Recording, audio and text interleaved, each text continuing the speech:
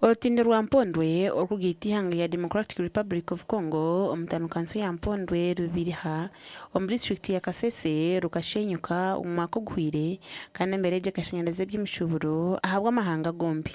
The collapse of this bridge affected the business generally, in a sense that most of the trucks carrying merchandise to Mpondwe and the DRC uses this bridge. We are very happy that the work has commenced.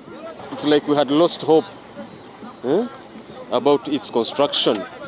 Embatana yo orutindo ru ekahebwa ba Ampas Technical Services kandi abaganisha okora mu murungi ahabo bijinanizi bw'ubukwa kwasibwe. Right now we are doing river diversion works, and our project is expected to be completed in a period of 6 months.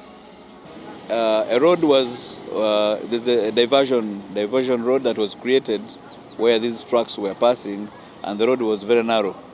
That small bridge, if you see the trucks that are passing there, these big trucks, it's almost collapsing. By the way, it has only days.